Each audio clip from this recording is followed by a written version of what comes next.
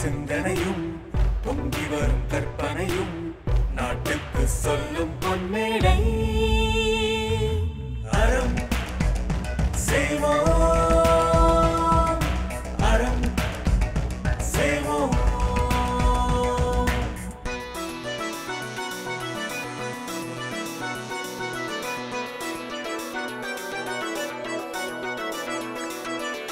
அச்சமில்லை அச்சமில்லை பாரதி பாட்டில் வெடித்தான்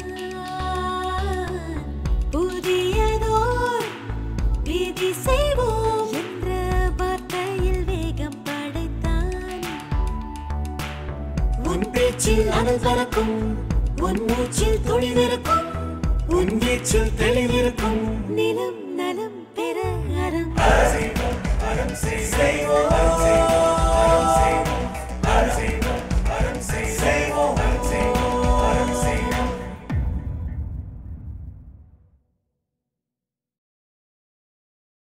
ஹே இளைஞனின் தேடுதல் வெல்லும் நல்ல வேலை. அறம் செய்வோம். ரொம்ப சந்தோஷமாக இருக்கு உங்களை இங்கிருந்து பார்க்கும் பொழுது. அப்படியே முத்துக்கோத்த மாதிரி இருக்கு. ஆனால் தூத்துக்குடியில் முத்து தான் கிடைக்கும் அப்படிங்கிறதுனால முத்துக்கோத்த மாதிரி இருக்குங்கிறது நீங்கள் பல பேர் சொல்லி கேட்ட ஒன்றாக இருக்கலாம். ஆனால் கிடைக்கக்கூடியது வெண்மையான முத்து. நான் பார்க்கக்கூடியது வண்ண முத்துக்கள். ஒத்தொத்த முத்தா பார்த்தாலும் ரொம்ப அழகாக தான் இருக்கீங்க. ஒட்டுமொத்தமாக சரசரமாக பார்க்கறதுக்கும் ரொம்ப அழகாக தான் இருக்குது இங்கிருந்து பார்த்தா. இவ்வளவு சந்தோஷமான ஒரு ஊர், இவ்வளவு வரலாறை தன் பின்னால் தூக்க முடியாமல் தூக்கி கொண்டிருக்கக்கூடிய ஒரு ஊர். டால்மை காலத்திலிருந்து கிறிஸ்து பிறப்பதற்கு முன்னாலேயே கிமு 6ஆம் நூற்றாண்டிலிருந்தே மிகவும் புகழ்பெற்ற ஒரு ஊருக்கு வந்திருக்கிறது எனக்கு அவ்வளோ பெரிய சந்தோஷமாக இருக்குது. கப்பலோட்டிய தமிழனுக்காக ஒரு கல்லூரியே எழுந்து நிற்கும் பொழுது கேட்கறதுக்கு அவ்வளோ சந்தோஷமாக இருக்குது. ஏன்னா எங்கள் ஊரில் அவரை இன்னும் செக்கிழுத்த செம்மலாகத்தான் நாங்கள் பார்த்துட்ருக்கோம். இவ்வளவு அழகான ஒரு ஊர், அதுவும் எப்படி முத்துக்குழித்துறை அப்படிங்கிற பேரும் கொற்கைங்கிற பேரையும் தன்னகத்தை கொண்டது. ஏன்னா வரலாறு தெரியாத எந்த ஒரு இனத்திற்கும் எதிர்காலத்தை எட்டி பார்க்கக்கூட உரிமை கிடையாது. அப்போ வரலாறு தெரிந்த ஒரு இனத்துக்கிட்ட தான் நான் பேசிகிட்டு இருக்கேன். இவ்வளவு அழகான இயற்கை துறைமுகமான டால்மி அவர்கள் குறிப்பிடும் பொழுது அலெக்சாண்ட்ரியா அண்ட் இந்தியா இவர் 2 பேருக்கும் இருந்த, அதிலும் தமிழகத்திற்கு இருந்த வணிக தொடர்பை பற்றி சொல்லும் பொழுது கண்டிப்பாக கொற்கை என்ற பெயரில் பதிவு செய்யப்பட்ட ஒரு ஊர் நீங்கள் தான். இன்னும் முத்து அப்படின்னு சொன்னால் உங்களை தவிர வேறு யாருக்கும் எதுவும் ஞாபகம் வர்றதில்ல. பாரதி உட்பட முத்து குளிப்பதொரு தென்கடலிலே அப்படின்னா உங்களை பற்றி தான் பாட்டிலையும் எழுதி வைத்திருக்கக்கூடிய இவ்வளோ அழகான ஊர். இந்த ஊர் நிமிர்ந்து நிற்கிறதுக்கு ஒரு காரணம் அப்படின்னு போய் இந்த ஊரை பற்றி கூகுளில் தேடினீங்க அப்படின்னா, ஏன்னா தேடுறது அப்படின்னாலே கூகுள் தான் அப்படின்னு ஒரு நிலைமைக்கு வந்ததுனால கூகுளில் போய் தேடினீங்க அப்படின்னா கண்டிப்பாக விஓ சிதம்பரம் கல்லூரியை பற்றி ஒரு அழகான ஒரு பதிவு அங்கே இருக்குது. இங்கே இருக்கக்கூடிய எல்லா விதமான கல்லூரிகளை பற்றும் கல்லூரிகளை அத்தனையும் உட்கொண்ட ஒரு பெரிய ஒரு ஊராக இருக்கக்கூடிய இதனுடைய அழகை சொல்லும் பொழுது விஓசி கல்லூரியை பற்றி மறக்காமல் ஒரு பதிவு உலகளாவ ஒரு செய்தியாக சொல்லப்பட்டிருக்கு. பெரிய சந்தோஷம் என்ன அப்படின்னா, இந்த தலைமுறைக்கு கடந்த தலைமுறை செய்த தியாகங்கள் எதுவுமே நினைவில் இருக்காதோ அப்படின்னு அச்சப்பட்டு இருக்கக்கூடிய அந்த சூழ்நிலையில் 1951 பிறந்து பாரதம் ஒரு 3 வருடம் சுதந்திரம் அடைந்து இந்தியா என்ற பெயரில் நிமிர்ந்த பொழுது கூடவே 3 வயதான அந்த குழந்தையோடு நிமிர்ந்து நின்ற ஒரு கல்லூரி இது. குலபதி அப்படிங்கிற பெயரை பற்றி கொஞ்சம் நீங்கள் ஆராய்ந்து பார்க்கணும். தன்னுடைய குலத்திற்கு மட்டும் பதியாக இருந்தால் குலபதியாக இருக்க முடியாதது. ஒரு பல்கலைக்கழகத்தின் துணைவேந்தரை கூட நம்ம குலபதி அப்படிங்கிற பெயரில் கூப்பிடுவோம். எதிர்காலத்தில் வரக்கூடிய எல்லா குழந்தைகளும் கல்வி குலத்திற்கு ஒரு பதியாக நிற்கக்கூடிய ஒரு நபராக இருப்பதனால் குலபதி அப்படின்னு சொல்லி ஏபிசி வீரபாகு அவர்கள் எதை வேணாலும் கட்டலாம். ஒரு கல்யாண மண்டபத்தை கட்டிவிடலாம், மிக அழகான கட்டிடங்களை கட்டிவிடலாம், எதை வேணாலும் கட்டிவிடலாம். ஆனால் ஒரு கல்வி ஸ்தாபனத்தை கட்டும் பொழுது அதில் இருக்கக்கூடிய அவர்களுடைய நேர்மையும் அவர்களுடைய ஒவ்வொரு வியர்வை துளியும் இந்த சுவர்களில் இன்னும் இன்னும் உட்கார்ந்துருக்கிறதுங்கிறது தான் என்னுடைய ஒரு மிகப்பெரிய நம்பிக்கை. உள்ளுக்குள்ளே வரும்போது ஏதோ கோவிலுக்குள்ளே வரக்கூடியது தான். இறைவன் இருக்கும் இடல் கோவில் மட்டுமே இல்லை, இறைத்தன்மை இருக்கும் எல்லா இடங்களும் கோவில்கள் தான். கல்வி நிலையங்கள் கண்டிப்பாக கோவில்கள் தான். அதற்குள்ளே வரும்பொழுது உங்களை பார்க்கும் பொழுது உங்களுடைய மோட்டோவை பற்றி ரொம்ப அழகாக உங்களுடைய கல்லூரி முதல்வர் சொன்னார். அது ஆங்கிலத்தில் சொல்லும் பொழுது முதல்ல தொடங்கக்கூடியதே இட் இஸ் லவ். அன்பு இருந்தால் கண்டிப்பாக அன்பின் நிழலாக, நான் மறுபடியும் சொல்கிறேன், அன்பின் நிழலாக அறிவு வரும்.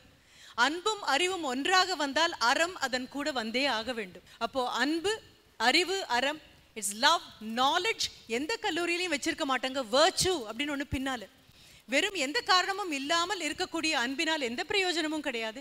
அந்த அன்பு கூட வரக்கூடிய அறிவினாலே எந்த பிரயோஜனமும் கிடையாது.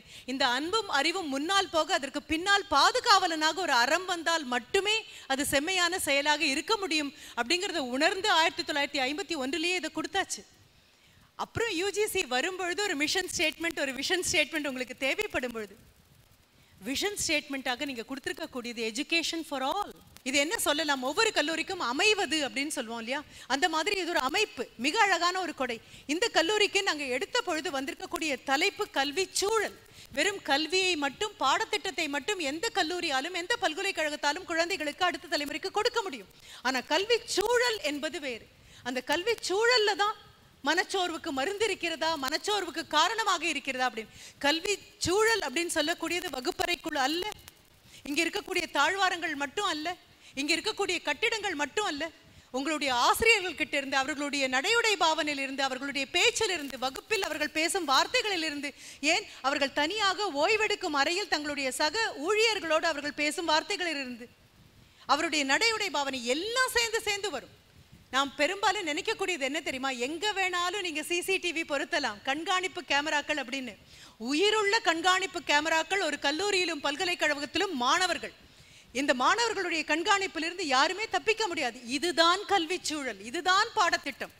பார்த்து பார்த்து இந்த குழந்தைங்க படிச்சு உங்களுடைய சிவிக்ஸ் புக்கில் இதுதான் சாலை விதிகள், இப்படித்தான் வாழணும், இப்படித்தான் போகணும், ஒரு சாலை இப்படித்தான் பயன்படுத்தணும் அப்படின்னு நீங்க பார்த்து பார்த்து படித்து வெளியில வரும்போது அவை அத்தனையும் முற்றிலும் முரணாக சாலையில் விதிகள் இல்லாத ஒரு சூழல் வரும்பொழுது உங்களுக்குள்ள ஏற்படக்கூடிய குழப்பம் இருக்கு இல்லையா, அதுதான் இந்த மனச்சோர்வு. எல்லாருக்கும் மனச்சோர்வு வரும், வந்தா மட்டும்தான் அது மனது. தோல்வின்னு ஒன்று வரும், அப்பத்தானே வெற்றி தெரியும். நிழல்னு ஒன்று இருக்கும், அப்பதானே வெளிச்சம்னு ஒன்று புரியும். துன்பம்னு ஒன்று வரும், அப்பத்தானே இன்பம் தெரியும். இது எல்லாம் இருந்தாலும் இவை அத்தனையிலிருந்தும் மீண்டு வெளியே வந்து the sense of balance and equilibrium அப்படின்னு சொல்லுவோம். தடுமாறாத ஒரு மனச்சூழலை கல்வி கொடுக்கணும், அதைத்தான் கல்வி சூழல் அப்படின்னு சொல்றோம். ஆனா இந்த கல்வி சூழல் இல்லை, நீங்க என்ன சொன்னாலும் சரி எங்களுக்கு சோர்வளிக்கிறது. இதனுடைய நிர்பந்தங்கள், இதனுடைய அழுத்தங்கள், இதிலிருந்து மீண்டு வர எங்களால முடியல. ஒரு 10 பருவத்து குழந்தைகளாக இருக்கக்கூடிய நாங்க 13 வயதிலிருந்து 19 வயதுக்குள்ள கல்வியை ஒரு அழகான போஷாக்கான உணவாக இல்லாமல் ஒரு அழுத்தம் தரக்கூடிய சுமையாக இந்த சமுதாயம் மாற்றி கல்வி சூழல் என்ற பெயர்ல எங்க தோள்ல தூக்கி வச்சிருக்க. எங்களுக்கு மூச்சு விட முடியல, எங்களால இயல்பாக சுவாசிக்க முடியல, இயல்பாக சிந்திக்க முடியல, இயல்பாக எங்களுடைய வாழ்க்கையை நடத்த முடியல. ஒரு 25-30 ஆண்டுகள் கழித்து திருப்பி பார்க்கும் பொழுது இந்த வன்கொடுமையான சூழலுக்குள் நாங்க சிக்கிக்கொண்ட சூழ்நிலை கைதிகளாக போயிட்டோமே அப்படிங்கிற வருத்தத்தை கண்டிப்பா நாங்க பதிவு செஞ்சே ஆகணும் அப்படிங்கக்கூடிய எண்ணத்தோடு இருக்கக்கூடிய ஒரு 7 குழந்தைகள் உங்களுடைய பிரதிநிதிகளாக இங்க வந்திருக்காங்க. ஆமா, வாழ்க்கைன்னா அழுத்தம் இருக்கும், கடல்னா அலை இருக்கும், அலை இல்லைன்னா அதுக்கு கடல்னு பேரா என்ன? அலை இருக்கும், சுனாமி கூட இருக்கும், கொடும் சூறாவளி இருக்கும். இது அத்தனையும் தாண்டி கரை காலம் காலமாக கரையாகவே இருந்திருக்கு. கடல் கடந்து கரையை கடந்து எல்லாவற்றையும் ஆட்கொண்டு போனாலும் திரும்பி கடல் போய்தான் ஆக வேண்டும். பிரச்சனைகள் வந்த வேகத்தில் திரும்பத்தான் வேண்டும். நிரந்தரமாக கடலோடு போட்டி போட்டுக்கொண்டு வீராவேசமாக இருக்கும் இடத்தை விட்டு நகராமல் நிற்பது கரை மட்டும்தான். அந்த கரைகிட்டேந்து நாங்க படிக்கிற பாடங்கள் எக்கச்சக்கமாக இருக்கு. அலைபாயக்கூடிய கடலாக தோல்விகளும் துன்பங்களும் வந்தாலும் நிலையாக நிற்கக்கூடிய கரையாக கல்வி சூழல் எங்களுடைய மனச்சோர்வுக்கு மாமருந்தாக இருக்கிறது அப்படின்னு சொல்றதுக்கு ஒரு 7 குழந்தைகளும் வந்திருக்காங்க. 7 பேருங்க இவங்க அத்தனை பேருடைய நம்ம பேச்ச கேட்கிறோம், வெகு நிதானமா கேட்கிறோம். என்ன காரணம் தெரியுமா, உங்க உள்ளத்துக்கிட்ட ஒரு மைக்க பிடிச்சா அது என்ன பேசுமோ, என்ன அவலம் அதுல இருந்து கேட்குமோ, என்ன சந்தோஷம் கேட்குமோ, என்ன துன்பம் கேட்குமோ, என்ன மகிழ்ச்சி கேட்குமோ, அது அத்தனையும் இந்த குழந்தைங்க பேச போறாங்க. உங்களுடைய அமைதி, உங்களுடைய பொறுப்புணர்வு, உங்களுடைய கவனம், உங்களுடைய கைத்தட்டல், உங்களுடைய சந்தோஷம், உங்களுடைய முகத்துல மின்னி மறையக்கூடிய பாவங்கள் அத்தனையும் சேர்ந்துதான் இவங்க பேசக்கூடிய பேச்சாக இருக்க போகுது. ஆனா நாம அடுத்தது என்ன பண்ணணும்? முதல்ல எடுத்த உடனே எல்லாவற்றையும் சொல்லிட முடியுமா? சின்ன முன்னுரை வேணும் இல்லையா? நான் இதைத்தான் சொல்ல போறேன், இவங்களை இப்படித்தான் நான் மடக்க போறேன், இந்த வாதத்திற்கு எதிர்வாதம் என்னுடையது இதாகத்தான் இருக்க போகுது அப்படின்னு மிக சுவாரஸ்யமான ஒரு முன்னோட்டத்தை நோக்கி நகர்றோம். முன்னோட்டத்தில் முதல் நபராக ஆமாம் மனச்சோர்விற்கு காரணமாகத்தான் கல்வி சூழல் இருக்கிறது அப்படின்னு இங்கிருந்து ஒரு நபர் தொடங்க, அல்ல அப்படி அல்லன்னு சொல்ல இன்னொரு நபராக இப்போ நம்மளுடைய விவாதம் சூடுபிடிக்க ஆரம்பிக்கிறது. அன்பு தெரிஞ்சவங்கிட்ட காதல் இருக்கிறது இல்லை, உழைக்க தெரிஞ்சவங்கிட்ட பணம் இருக்கிறது இல்லை. பசின்னு ஒன்று இருந்தாதான் சாப்பாடோட அருமை தெரியும். வறுமைன்னு ஒன்று இருந்தாதான் வசதியோட அருமை தெரியும். அவமானம்னு ஒன்று இருந்தாதான் புகழோட அருமை தெரியும். மனச்சோர்வுன்னு ஒன்று இருந்தாதான் அதோட காரணம் புரியும். அதை பற்றி தாங்க நான் பேச போகிறேன். அப்போ அமைதியினுடைய அருமை தெரியணும்னா கண்டிப்பாக மனச்சோர்வு நமக்கு வரணும். தீபாவளிக்கு இனிப்பு சாப்பிடாதவனும், கிறிஸ்துமஸுக்கு கேக்கு சாப்பிடாதவனும், ரம்ஜானுக்கு பிரியாணி சாப்பிடாதவனும், தூத்துக்குடி வந்துட்டு மக்ரூன் சாப்பிடாதவனும் நல்லா வாழ்ந்ததா சரித்திரமே இல்லைங்க. எனக்கு கண்டிப்பா இப்படிப்பட்ட ஒரு சரித்திரத்தை நான் இது வரைக்கும் எந்த புத்தகத்திலையும் படிக்கல. பரவாயில்ல. கடல்ல கல் எறிகிறனால கடலுக்கு ஒன்றும் வலிக்க போறது இல்லைங்க, கல்லு தான் காணாம போகுது. அந்த மாதிரி மனச்சோர்வு வந்துட்டேன்னு கவலைப்படுறதை விட்டுட்டு அதை எப்படி வென்று காட்டுறதாங்க இருக்கு. நமக்கு அறிவை சொல்லித்தர இன்றைய கல்வி முறை நம்மளோட மனசோர்வுக்கு மருந்தாதாங்க இருக்கு. இதை பத்தி தாங்க நான் பேச போறேன். அதை பத்தின முன்னோட்டம் தாங்க இது.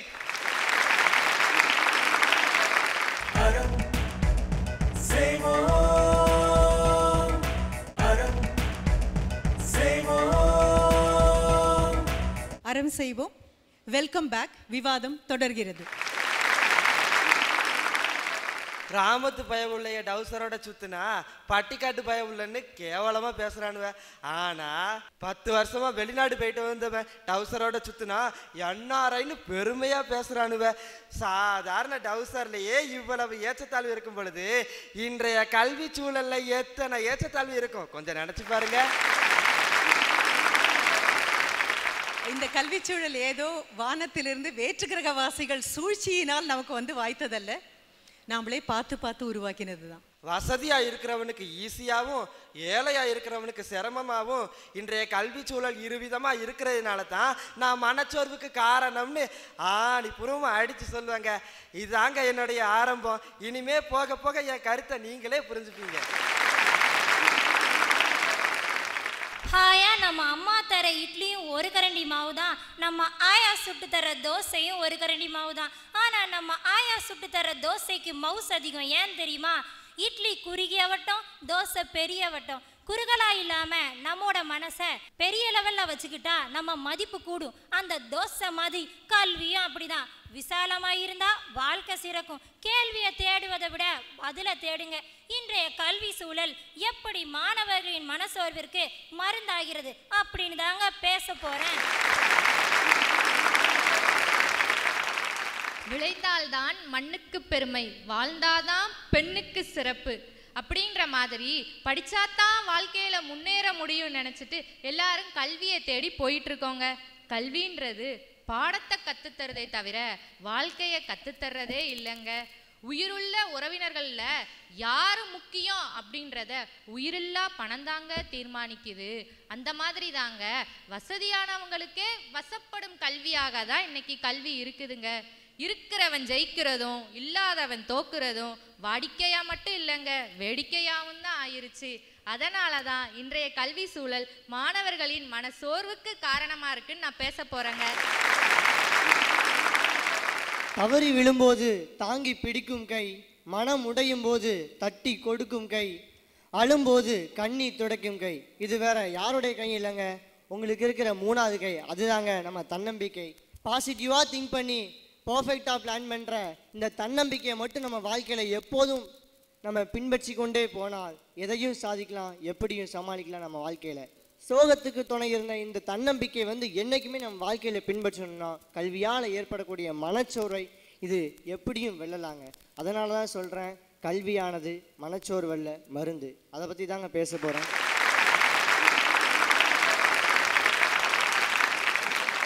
வாழ்க்கையில் இன்னைக்கு நிறைய பேர்கிட்ட நன்றி சொல்லணுங்க. ஏன்னா பல பேர் நம்ம வாழ்க்கைக்கு பாடம் கற்றுக் கொடுக்க வந்திருக்காங்க, சில பேரோ பாடமாகவே வந்திருக்காங்க. அனுபவம் தானே ஒரு மனுஷனுக்கு அறிவை கற்றுக் கொடுக்கு. புத்தக அறிவோ எப்படி வாழணும்னு கற்றுக் கொடுத்துருக்கு, அனுபவ அறிவோ எப்படி வாழக்கூடாதுன்னு கற்றுக் கொடுத்துருக்கு. விருப்பமில்லாத ஒரு பொண்ணோட கழுத்தில் தாலி கட்டுறதும் ஒன்று தான், விருப்பமே இல்லாத ஒரு பையனோட கையில் ராக்கி கட்டுறதும் ஒன்று தான். என்னப்பா இவர் உங்க மொழியில உங்களுக்கு புரிந்த ஏதோ ஒரு செய்தி இவ்வளவு அழகா சொல்றாரு. முன்வரிசையில் இருந்த யாருக்கும் இது புரிந்ததாகவே தெரியல. எல்லாரும் ரொம்ப மிக மரியாதையோட என்னன்னு பார்த்துட்டு இருக்கோம். மறுபடியும் ஆக்ஷன் ரிப்ளை நான் கேட்க மாட்டேன். ஆனா கூட உங்களுக்கு புரிந்த ஏதோ ஒன்று அவர் சொல்லியிருக்காரு. இப்படி அறிவை அள்ளி தரக்கூடிய கல்வி மனசோர்வை அள்ளி கொடுத்தா சந்தோஷமா வாங்க முடியுமா? இல்ல அது வேண்டான்னு திருப்பி தான் கொடுக்க முடியுமா?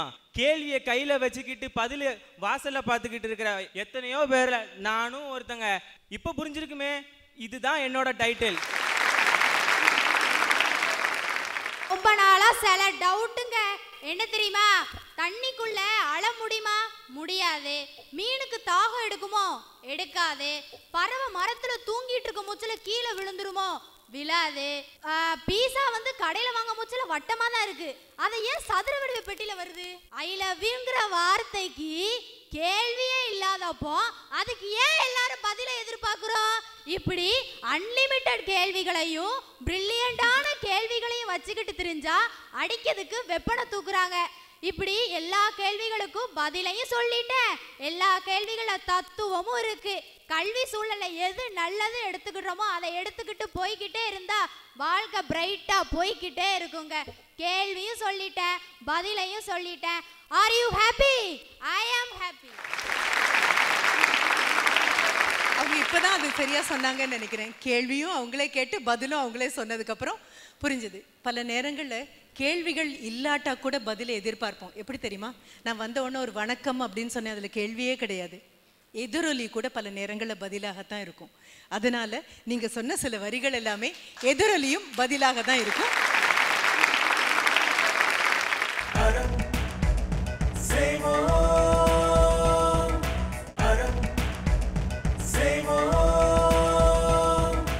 Welcome back. விவாதம் தொடர்கிறது. 20 கிலோ வெயிட்டும் 116 சென்டிமீட்டர் ஹைட்டும் உள்ள ஒரு குழந்தை முதுகுல 15 கிலோ வெயிட் உள்ள புக்கையும் 1 கிலோ வெயிட் உள்ள ஷூவையும் சாக்ஸையும் மாட்டி 150 கிராம் வெயிட் உள்ள டிஃபனை 250 கிராம் வெயிட் உள்ள டப்பால போட்டு டை மாட்டி பெல்ட் கட்டி ஸ்கூலுக்கு போன்னு பொதுமூட்டை சுமக்கிற கழுதையாட்ட அனுப்பிவிட்டா அது காகிதத்தை தின்னுட்டு குட்டி சுவர் பக்கத்துல நின்று முதுகத்தனங்க சொரிஞ்சுக்கிட்டு இருக்கும். கட்டுப்பாடு விதிச்சு படிக்க கல்வி இன்னைக்கு பந்தயமாயிட்டுங்க. இப்படிப்பட்ட கல்வி எனக்கு மனசோர்வை தான் ஏற்படுத்துதுன்னு நான் சொல்றேங்க. இதுதாங்க என் டாபிக்கு. கடகடன்னு ஓடுற உலகத்தில் படபடன்னு எஞ்சி தடாபுடான்னு வேலைக்கும் காலேஜுக்கும் கிளம்பி போகிற நாம 250 கிராம் எடையுள்ள ஸ்மார்ட் ஃபோனை பாக்கெட்டில் வச்சுட்டு போகிறதாங்க ஸ்மார்ட்டுன்னு நினச்சிட்டு இருக்கோம். ஆனால் ஜஸ்ட் 30 கிராம் எடையுள்ள மஞ்சப்பையை தூக்கிட்டு மல்லிகை கடை போகிறதுக்கு மனசு வலிக்கு. காஸ்ட்லியான ஓட்ஸ் கஞ்சி வாங்குறதுக்கு கடையாக ஏறி சூப்பர் மார்க்கெட்டில் போய் சூப்பராக பர்ச்சேஸ் பண்ணுற நாம வீட்டில் பாட்டி போட்டு கொடுக்குற கேப்பக்குள்ளே குடிக்கிறதுக்கு கேவலமாக இருக்குது. முன்னாடிலாம் மாணவனை பார்த்தீங்கன்னா வாய்ப்பாடை மனப்பாடம் பண்ணி ஃபிங்கர் டிப்பில் வச்சுருப்பான். 40 அடி 30 அடி கூட்டினா எத்தனைப்பா வரும் சார்? 82 வரும் சார் ஒன்னே சொன்னான். இப்போல்லாம் மாணவன்ட்ட போய் 5 கூட்டினா எத்தனைப்பா வரும் சார்? எனக்கு கோவம் வரும் சார் அடிங்க. ஒழுங்காக எனக்கு கேல்குலேட்டர் கொடுங்க, அப்போ தான் நான் கேல்குலேட் பண்ணுவேன் அடிங்க. மனப்பாடம் பண்ணுறது ஒரு மட்டமான விஷயமா நினச்சிருக்காங்க இப்போல்லாம் மாணவங்க. ஐயோ இந்த அட்ரஸ் எங்கே கண்டுபிடிக்க அப்படின்னு தெரியாத அட்ரஸை தெரிஞ்சவங்ககிட்ட கேட்டு தெரிஞ்சுக்கிட்ட காலம் போய் இப்போ கூகுள்னு வந்தனால தெரியாத விஷயத்தை யாருமே கேட்க மாட்டேங்கிறோம். கேட்குறதே நம்ம ஒரு கேவலமான ஒரு ஃபேஷனாக வச்சுட்டு அலையிறவங்க இப்போல்லாம் மாணவர்கள். அது மட்டும் இல்லைங்க, நம்ம கத்திரிக்காய் வெட்டுற கத்தி கூட தீட்ட ஷார்ப்பாக இருக்கும். நல்ல ஒழுக்கத்தில் கற்றுக் கொடுக்குற கல்வி மட்டும் எப்படிங்க படிக்க மொக்கையாக இருக்கும்? தப்புங்க, ரொம்ப தப்பு. ஷார்ப்பாக இருக்கிறதாங்க கத்தியோட நேச்சரு. கோமாளி மாதிரி இருக்கிற என்ன கூட அறிவாளியாக மாற்றுறதாங்க இந்த கல்வியோட நேச்சரு. படிக்கிற மாதிரி நடிப்பீங்களாம், படிக்காமல் எக்ஸாம் அட்டன் பண்ணுவீங்களாம். ஏன் மார்க் வரலன்னு கேட்டால் கல்வி சரியில்லை, கல்வி திட்டம் சரியில்லைன்னு கல்வியை குறை சொல்லுவீங்க. இந்த கல்வி மருந்தாதாங்க ஆகுது. அலமுடி தானா வளர்றப்போ காசு கொடுத்து வெட்டுறோம், தானா கொட்டுறப்போ காசு கொடுத்து நட்டுறோம். என்னதான் பார்த்து 180 சிசி பைக்கை வாங்கினாலும் அது 40 சிசி ஸ்கூட்டி பின்னாடி தானங்க போகுது.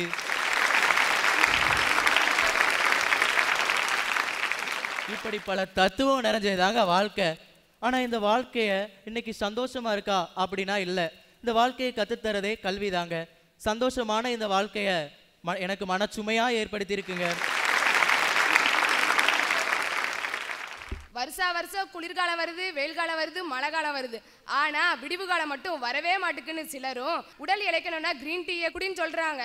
ஆனா உடல் உழைக்கணும்னு யாருமே சொல்றது இல்லைங்க. இது மட்டும் இல்லைங்க, பொறுப்பை அடுத்தவன் தலையில தூக்கி போட்டுட்டு ஜாலியா சுத்திட்டு இருக்காங்க. ஆனா தவிர விடையை தேடுறது யாருமே இல்லைங்க.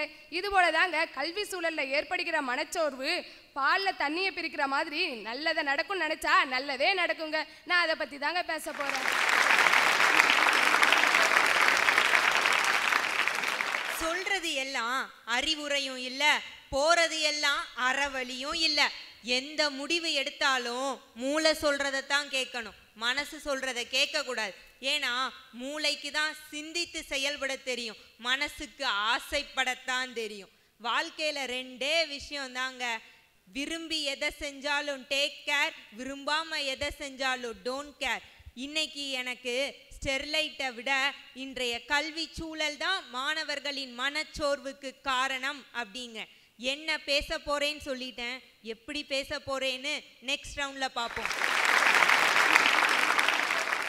தேவையான இடத்துல ஃபுல் ஸ்டாப் வைக்கல அப்படின்னா வாழ்க்கையும் சரி வார்த்தையும் சரி ரெண்டுமே அர்த்தம் இல்லாமல் போயிருங்க. அதிர்ஷ்டம் அப்படிங்கிறது அது இஷ்டப்பட்டாதான் வரும், ரொம்ப நேரம் இருக்காது. சிபாரிசு அப்படிங்கிறது டவுன் பஸ் மாதிரிங்க, பெருசாக ஒன்றும் யூஸ் பண்ண முடியாது. உதவி அப்படிங்கிறது என்னன்னா ரவா கேசரியில் கிடக்கிற முந்திரி பருப்பு மாதிரிங்க, கிடைச்சா கிடைக்கும், கிடைக்கலையா கிடைக்காமலே போயிருங்க. இல்லை, இவருடைய அங்கலாய்ப்பு நிஜமாவே கஷ்டமாக இருக்கு இல்லையா? சில நேரங்களில் பந்தியில் முதல்ல போய் உட்காந்துட்டோம் அப்படின்னா இந்த முந்திரி பருப்பெல்லாம் முதலே போட மாட்டாங்க, ஒரு அலங்காரத்துக்காக கடைசியில் தான் போடுவாங்க. கடைசியில் போட்ட அந்த விஷயத்த முதல்ல போய் பந்தியில் உட்கார்றவங்களுக்கு தான் அள்ளி போட்டுருவாங்க. அதனால பந்திக்கு முந்துன்னு சொன்னது முந்திரி பருப்புக்கும் சேர்த்து தான் நினைக்கிறேன் நான். ஆனால் என்னைக்குமே எப்போவுமே எங்கேயுமே நம்ம கூட வர்றது நம்ம படித்த படிப்பு மட்டும்தாங்க. தன்னம்பிக்கையை அள்ளி கொடுக்கறதும் படித்த கல்வி தான், தைரியத்தை சொல்லி கொடுக்கறதும் படித்த கல்வி தான். அதை நம்ம முழுசாக ஏற்றுக்கிட்டோம் அப்படின்னா அதுதான் மனச்சோர்வுக்கு மருந்து, மகிழ்ச்சியான வாழ்க்கைக்கு விருந்து. எப்படி இருக்கு நம்ம டாபிக்? சும்மா நச்சுன்னு இருக்குல்ல. இந்த 14 பேரையும் கேட்கும் பொழுது எனக்கு தோன்றக்கூடியது ஒன்றே ஒன்று தான். என்ன அப்படின்னா, இப்போ இறக்கி விட்டா கூட திரைப்படங்களுக்கும் ஊடகங்களுக்கும் பஞ்ச் டயலாகுக்கு பஞ்சமே இல்லாமல் எழுதக்கூடிய ஒரு 14 பேர் எங்கள் கைவசம் இருக்காங்க. நீங்க நினைக்கலாம் யாராவது எழுதி கொடுத்ததை சொல்லலாம் தானே அப்படின்னு சொல்லி. எழுதி கொடுத்தது கூட சொல்லணும் அப்படின்னு சொன்னா எழுதின மாதிரியே சொல்லணும், தாங்க எழுதின மாதிரியே சொல்லணும்னா தனித்திறமை கண்டிப்பாக வேணும், பாராட்டுகள் கண்டிப்பாக வேணும். சரி, ஒரு முன்னோட்டம் பார்த்துட்டோம். ஆனால் இந்த முன்னோட்டத்திலிருந்து ஒரு சின்ன முடிவை நோக்கி நம்ம நகரணும். என்னவாக இருக்கும் அப்படின்னு பார்த்தீங்கன்னா, அத்தனை பேரும் 2 பேரும் மருந்தாக இருக்கு, காரணமாக இருக்கு. மாற்றி மாற்றி இதையே சொல்கிறோம். எதற்கு அப்படின்னா இந்த மனச்சோர்வு அப்படின்னு சொல்லக்கூடியது ஏதோ குறிப்பிட்ட நபர்களுக்கு தான் வரும், பணக்காரர்களுக்கு வரும், ஏழைகளுக்கு வரும், இப்படியெல்லாம் பாரபட்சமே இல்லாமல் highly democratic is depression. Mental depression is very democratic, எல்லாருக்கும் வரும், எப்போ வேணாலும் வரும். வந்துட்டு போகிற விருந்து மாதிரி இல்லாமல் 3 நாள் தங்காமல் வாழ்க்கை முழுக்க கூட இருக்கக்கூடிய ஒரு சூழலும் வரும். மனச்சோர்வு எந்த கண்ணுக்குமே தெரியாது, பார்க்க பார்க்க சிரிச்சுட்டே இருப்பாங்க, ஆனால் மனதுக்குள்ள தற்கொலை எண்ணங்கள் ஓடிட்டே இருக்கும். ஏதோ ஒரு காரணம், ஏதோ ஒரு காரணம். அது கல்விச்சூழலாக இருந்துடக்கூடாதே அப்படிங்கிற அச்சத்தில் தான் நம்ம எல்லாம் கூடியிருக்கோம். உங்களுடைய முன்னோட்டம் ரொம்ப அழகாக இருக்கு. தனிநபர்களை தாக்கக்கூடிய இந்த மனச்சோர்வுங்கிற விபரீதமான ஒரு நோய் கல்விச்சூழலால் வருமேயானால், எந்த கல்விச்சூழலால் அது சோர்வாக மாறினதோ அந்த கல்விச்சூழல் தான் அதுக்கு மருந்தாகவும் இருக்கும். ரொம்ப அழகாக சொல்வோம் இல்லையா, இங்கே தொலைச்சா அங்கே தான் தேடணும், இங்கே தொலைச்சிட்டு நான் அங்கே வந்து தேடுறேன், அங்கே தானே வெளிச்சமாக இருக்குது அப்படிங்கிறது எவ்வளோ பெரிய முட்டாள்தனமோ. தொலைத்த இடத்துல கண்டிப்பாக தேடணும். தேடுவதற்கு 2 அணிகளும் உதவி செய்யணும். விவாதம் தொடரும், அதுவரை பொறுமை காப்போம்.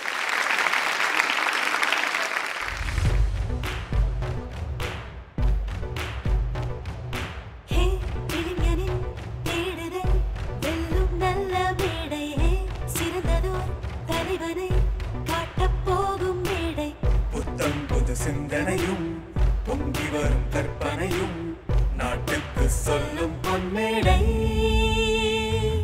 அறம் செய்வோம்,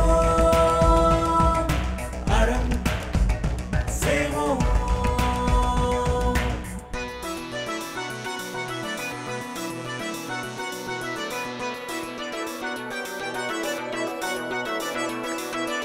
அறம் செய்வோம், அறம்